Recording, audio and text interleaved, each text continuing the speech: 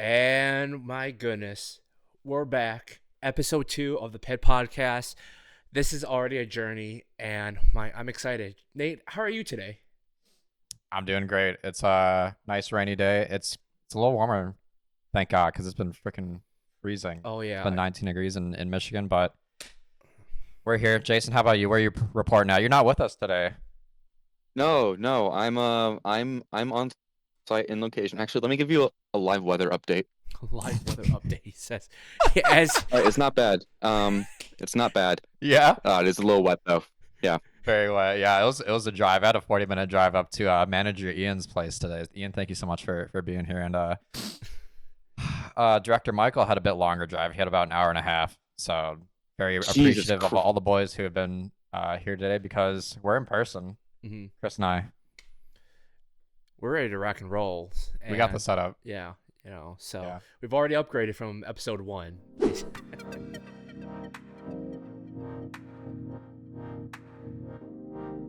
let's introduce it. Welcome back to Pit Podcast Episode 2. I'm your host, Nathan Gonzalez. We got co-host Chris Fong, co-host Jason Cape, I forgot. Chris, you want to talk about the Lions? We got a Lions gear on, Lions hat. I got my Lions hat on, Lions jersey. We're playing the Bills today at 4:30. This is a Lions shirt. The Bills. You can't see it. Yeah. And then actually it's reversible. So inside it's the Bills. Perfect. That was the Bills. Oh, I thought he was gonna say the Lions. That's crazy. Well, Jason's a believer today. Jason, you think we're taking the W today, right? It's gonna be tough. I think we are. I think I was looking at the injury report, and we got a lot of good defenders back in the game, and I think we're going to take it. Chris, how about you? How you feeling? Jason, you ain't wrong. The last I saw was only one name on the injury report list. And given that our main guys on the IR, right, those guys, they need a rest. But for those that were on the injury report list last week, they're back. We're ready to steamroll over the Bills. Our lineman, Taylor Decker, he's back. He's going to be a huge help for our offense, giving us the space, giving us the blocks that we need to get those passes, get those running backs going. And defense, man, you take a look at it. We've got Pascal, McNeil, Reeder, Smith, Campbell, Carlton Davis, Arnold, Branch, Joseph. We've got them back. We're ready to rock and roll. I don't think the Bills are ready for what Ford Field has in store. They're not ready. Although, as many will say that this could be like a Super Bowl level game. I mean, Josh Allen, he's good, but we're just better. We know how to win. We know how to find dubs. We're going to take the Bills easily. I think so, yeah. Josh Allen is not going to know what hit him. Let's go through a couple of the games in the league, though, because I'm very curious about Jason's picks as well as yours. Chris, you're the expert. Yeah. Jason, the newcomer. Expert. So we got a couple 1 o'clock games today. We've got the Washington Commies against the Saints. Chris, who you taking? Give me the Saints. Saints. Jason, how about you? I'm taking the Commies. I think Jared McNeilson is back in the game. Oh yeah, and I think he's a really strong player. So him and Eric Leonard's. I think they got it down. Those two guys are really gonna. I'm actually gonna side with Jason and taking the Commies. I think Jaden Daniels have a pretty good rookie season so far, and Derek Carr I think is out for the Saints. That's what I meant. Mm-hmm. Exactly. Yeah, I know you were saying, Jason. We're good. We'll see. Let's see. Ooh, good one. Dolphins and the Texans. Ooh, I think we know what it is, boys. Horns down, roll tide. Let's go. Enough said, huh? No. Dolphins they're coming up. Tua is making better decision making, but come on, Stroud is better. Mm-hmm. Okay.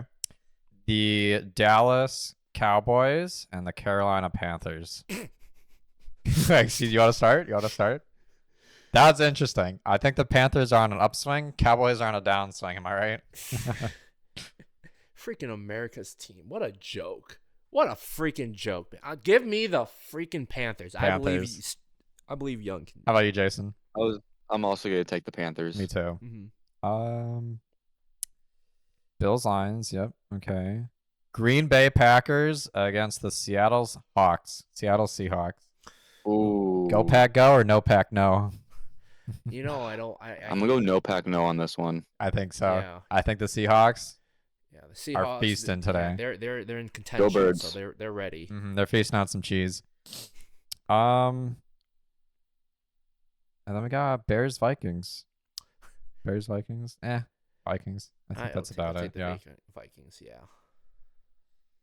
As much as I would like Bears to knock a game off of the Vikings, but I don't think it's gonna happen in that one. But God, especially the Thanksgiving game where they freaking lost with still a timeout left. Embarrassing. Yeah. Embarrassing. Yeah, that was I funny. could do better. Like, because I was at the game. I was at the game with my folks, and we're literally I'm watching the play. And I'm watching Caleb Williams throw that pass, and I'm looking at the clock. It's 0-0, and I'm looking at under the digit marks for the Bears. They still have one tick left, and they freaking lost the game with a time. Like, I would imagine, right? You would have to have time to spike the ball and stop the clock and then make one more play and then call a timeout to give yourself a chance. But Matt Eberfluss, he deservingly been fired. Deservingly. Yeah, there's no reason why you should have lost a game with a timeout. But then again, I'm happy that it did. It just proves that, we fight and we know grit. So Jason, you ever been to Ford Field for a Lions game or anything? Like ever? Yeah. I went to a one Lions game. Gosh, probably back in maybe like 2013. And then never went back. 2015. That's okay. That was an okay year. I don't know if a lot of kids remember, but it was against the Patriots. Actually, I remember. Oh yeah, the Patriots. Yeah. Tom Brady coming into town. Yeah. Hopefully, a lot of kids haven't forgotten this, but the first championship used to be in Detroit, right, at Cobo Hall, and then they would move everybody for Einstein. Whoa. Not the full Einstein, but Einstein what? finals down to What hall? Ford Field. Sorry. I thought you said Cobo. Cobo. I can still call it Yeah. Cobo. What do you guys call it? TCF Center? What's it called now, actually? It's Huntington Place. Isn't it now. Huntington Place? Huntington. Gosh. Yeah. When was it TCF? Was it TCF for like a hot second? Yeah, it was. It was TCF Center for like a year, Uh-huh. and then they That's got bought by great. Huntington, so it's Huntington Place now, right? Yeah. It's Cobo, man. Cobo's just easier to say, right? That's us. It's just to remember, Yeah. It's like how when Pine Knot became DTE, and then all the older folks were like, I still call it Pine Knob.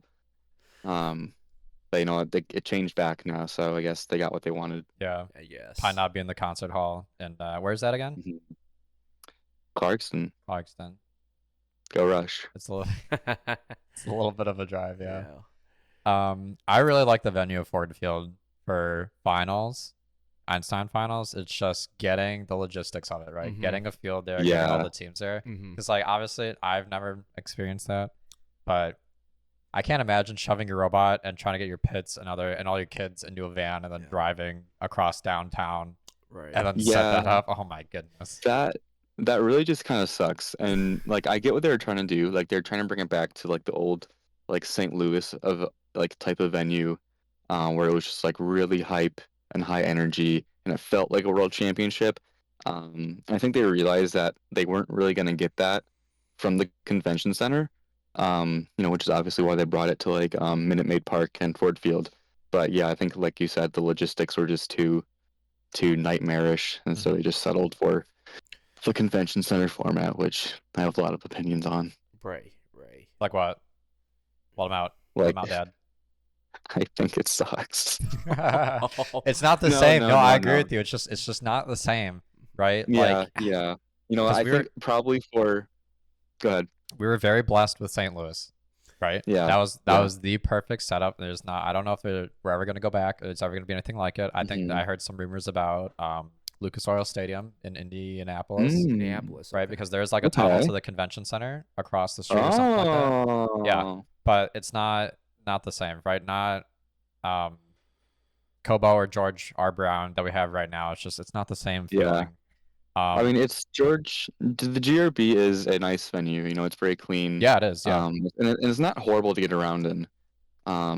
Like I could walk from the field to the volunteer room in like under 5 minutes. Yeah. Which is great for a world championship.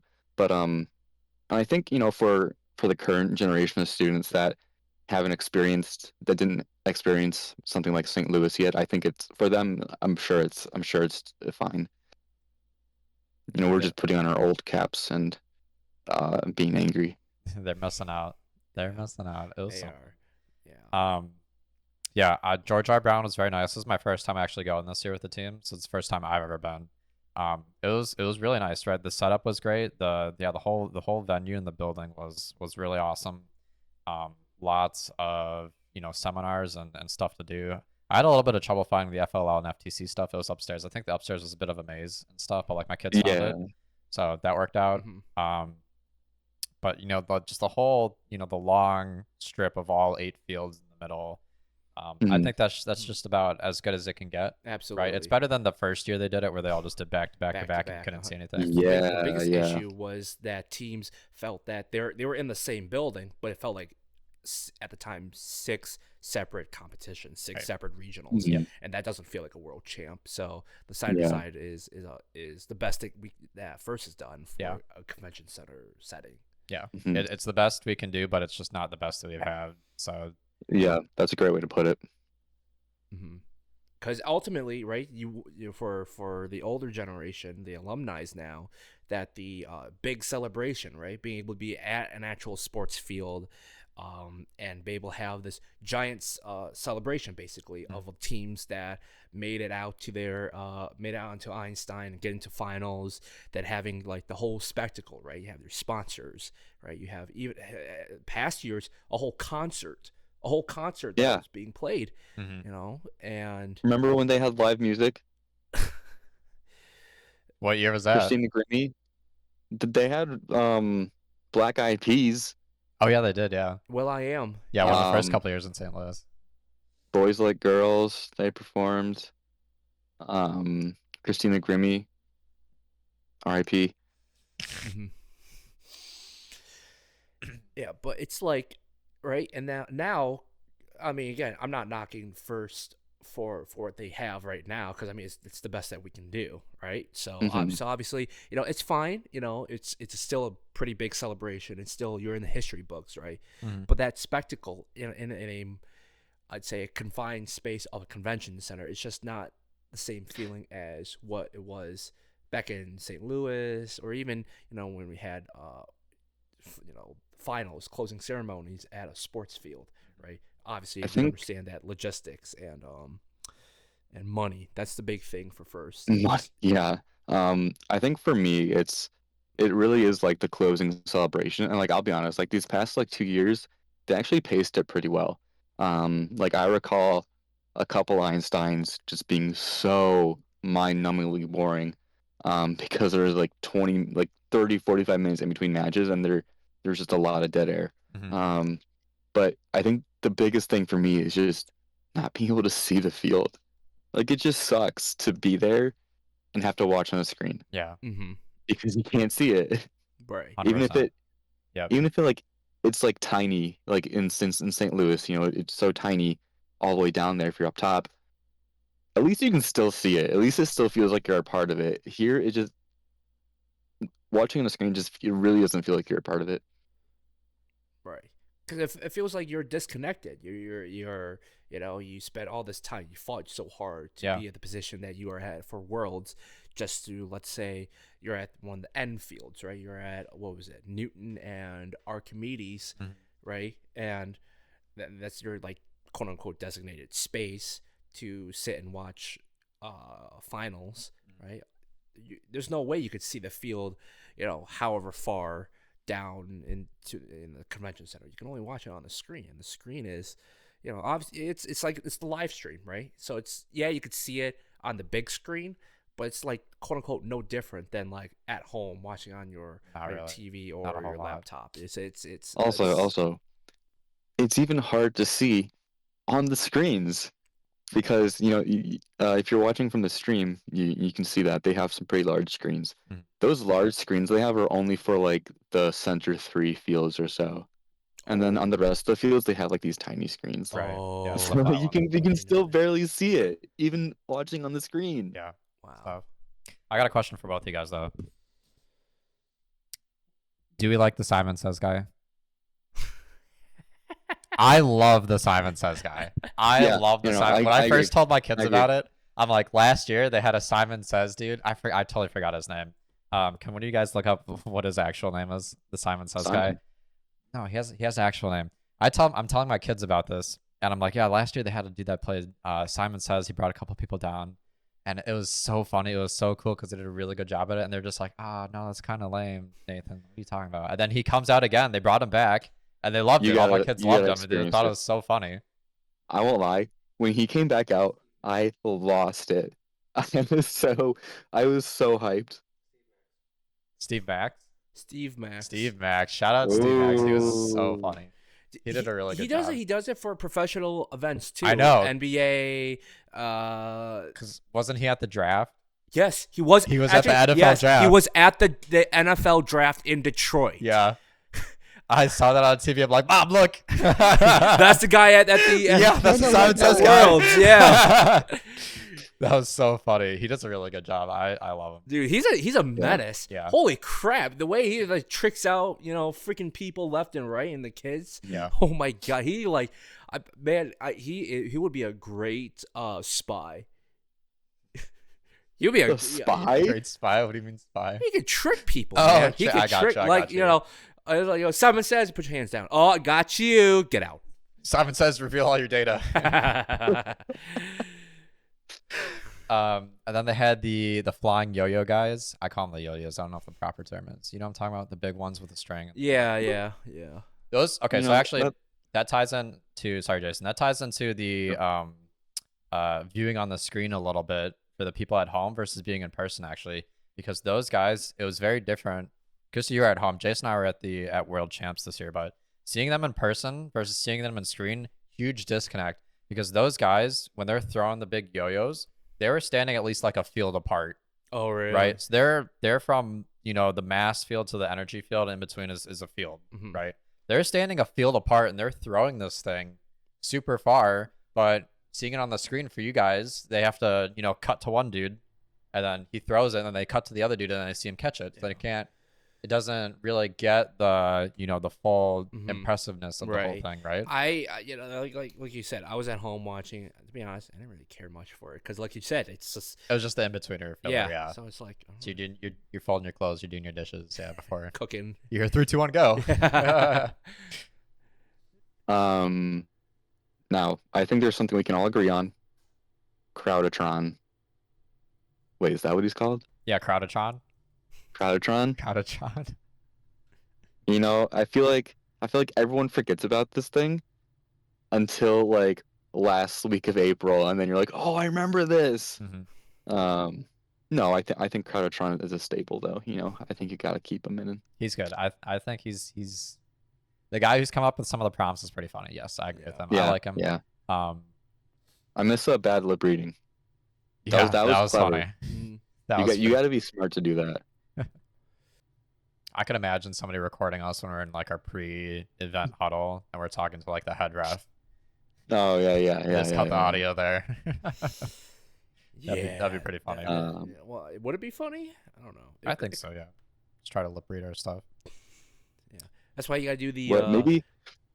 Yeah, exactly. You gotta do like what the coaches does at the sidelines of the NFL game. You cover your mouth as you're talking. Yeah.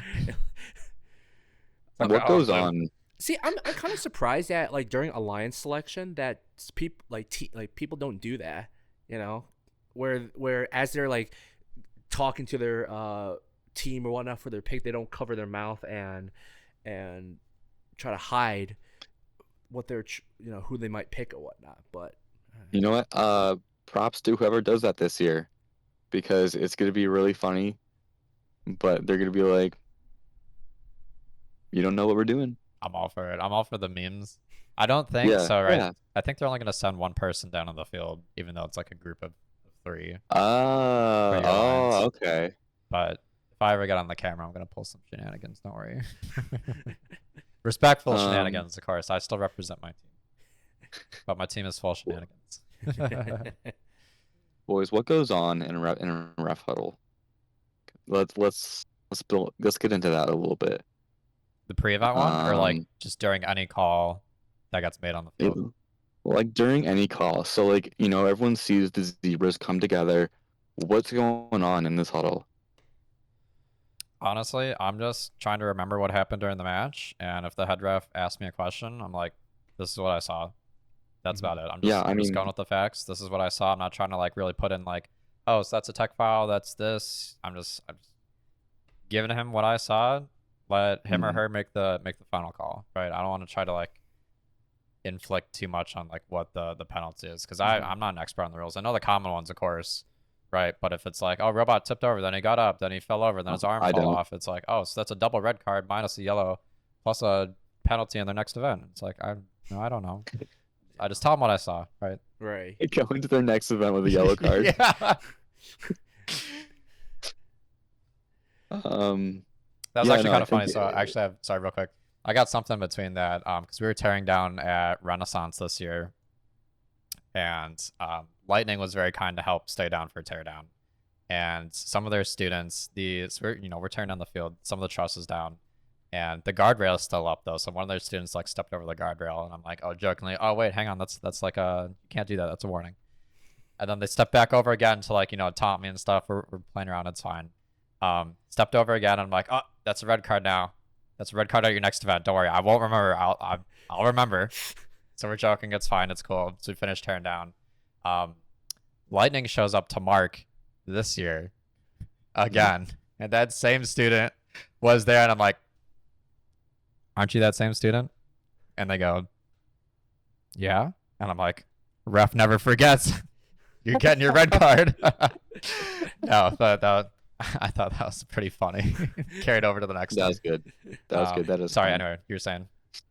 Oh no. Yeah, I was just gonna say that the huddles, it really is just like a delivery of information. Most times it's just the head ref, asking us like, what do we saw? What did we see? And then making it look like what we're doing is a lot more important than what we're actually doing. We can scare some people, can't we? Huh? When they see a ref huddle, everybody gets scared when they see a ref huddle. That's thanks to all the publicity by a certain filming crew that goes to certain events. ESPN. Well, not exactly anymore. I don't think they do it anymore. I don't know. I don't want to say their name because again, I don't want to get in trouble. Nor I just said it. ESPN. Well, they're not ESPN no more. Oh, Game Day. No. ESPN. You're talking about the professional one. You're not talking about us. Yeah. Us, right? Now, like during the huddles, right? Obviously, it's scary. Obviously, it's teams are wondering, what are we talking about? What's gonna affect the match and all that stuff. I really think it's been because of a filming crew that really popularized putting the drama, the attention of just like a huddle.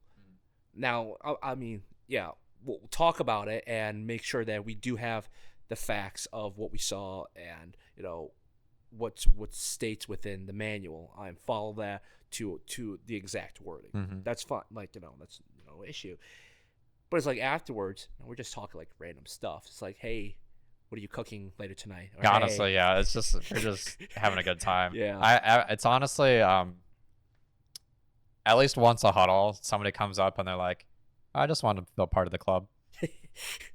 Sucked that he felt lonely or something. Yeah. I see three refs come together. I'm like, that's enough. I'll go join them. Yeah. Most of the time that I come up, that's literally just me. It's like, hey guys, what's up? How's it going? You had that data yet? No. I do hand signals a lot when they mean nothing. When they mean nothing. I'll walk up and be like,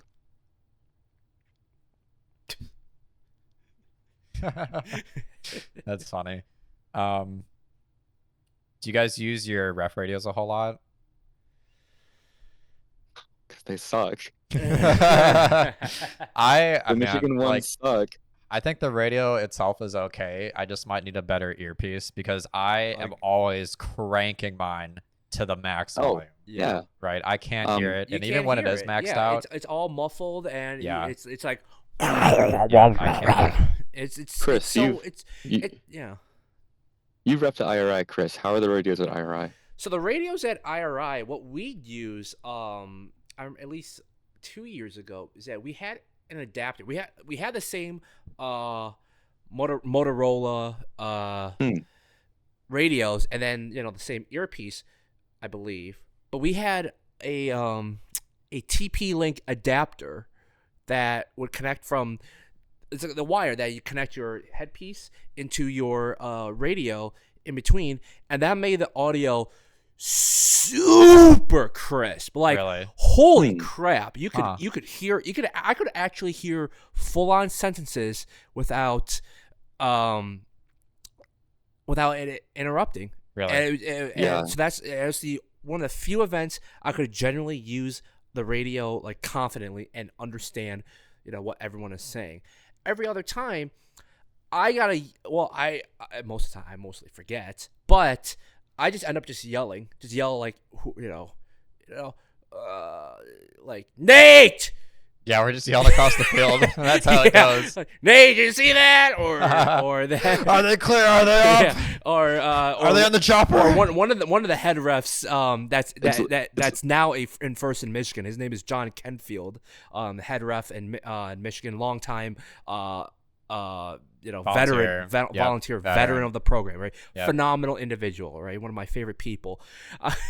Would just scream, John, did you see that? And it works. It They works. hear it, and Yeah. and something's done about It is a little bit jarring at first when you use a good radio. Listen, to my first experience at Worlds, it was almost like my eyes were opened.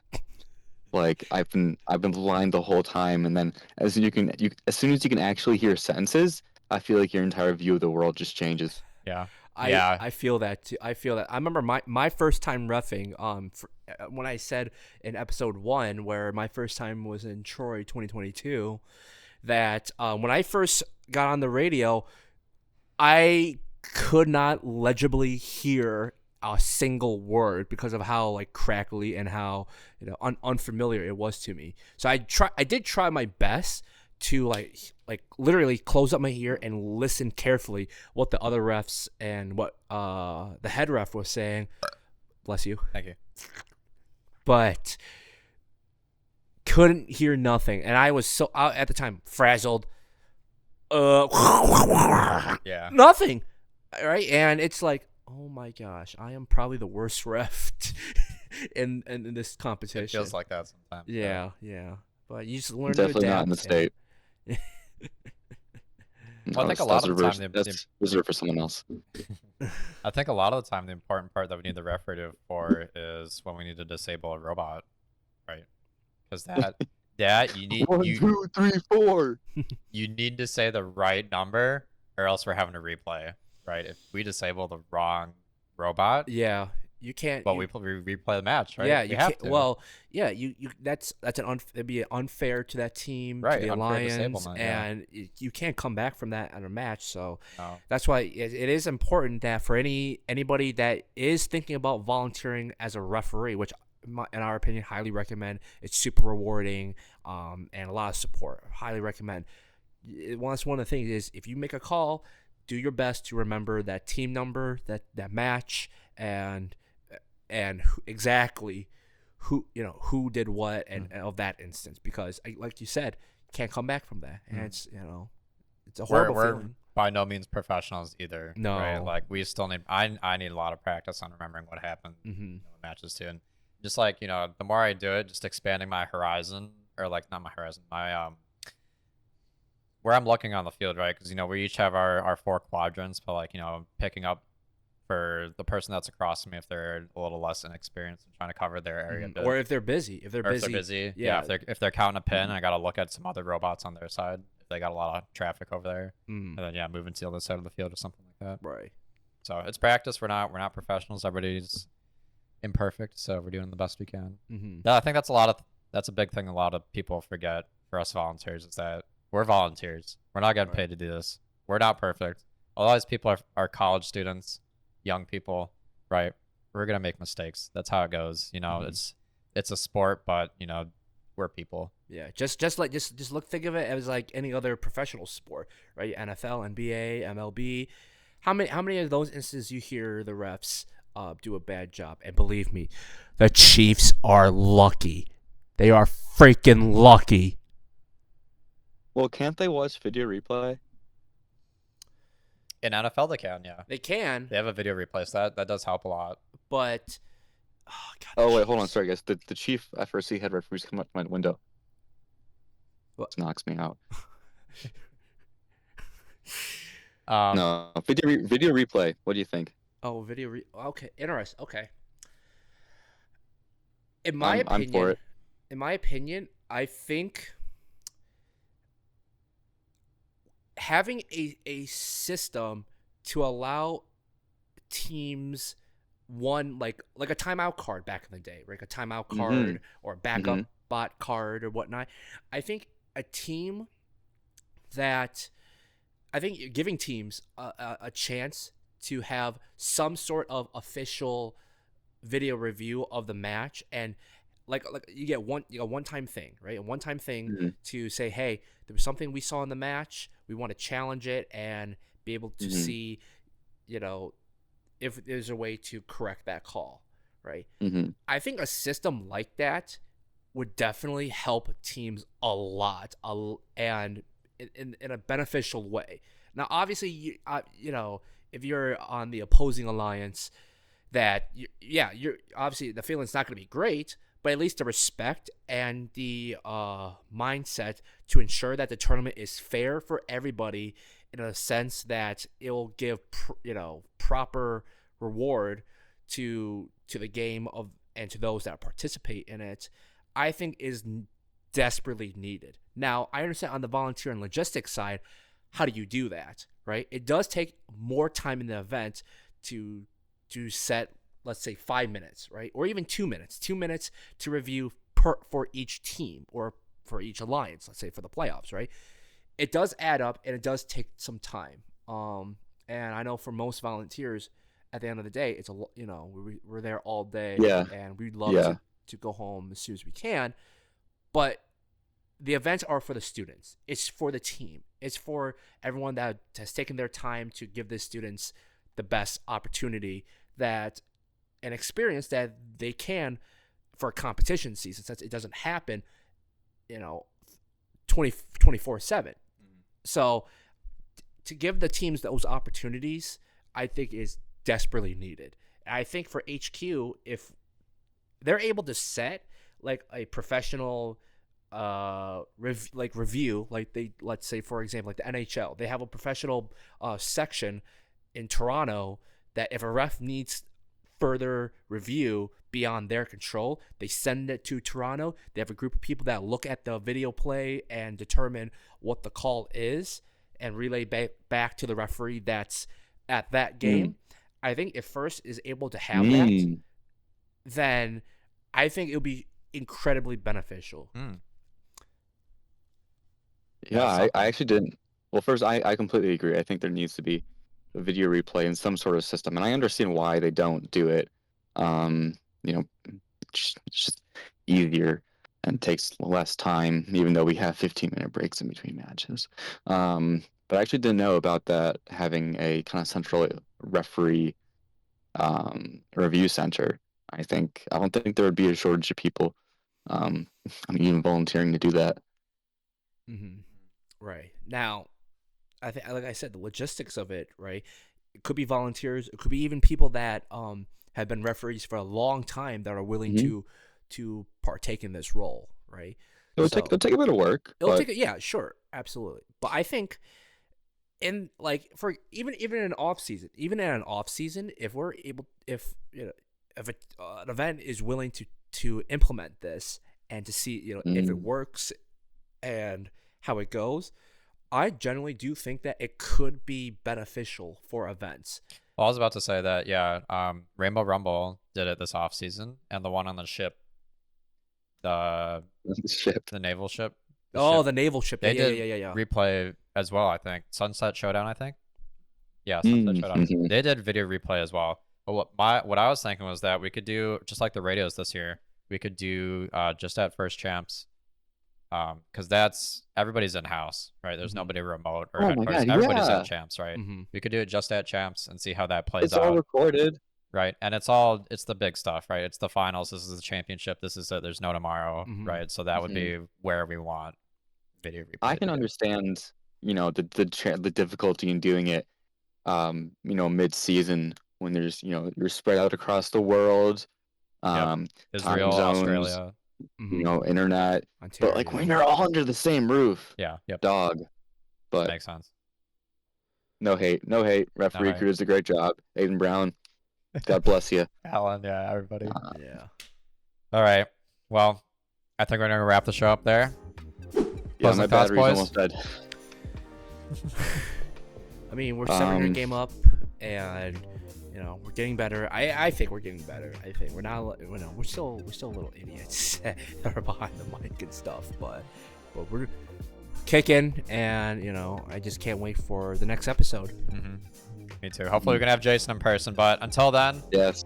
good luck, everybody, and we'll see you at the competitions. Come back for episode 30. You better.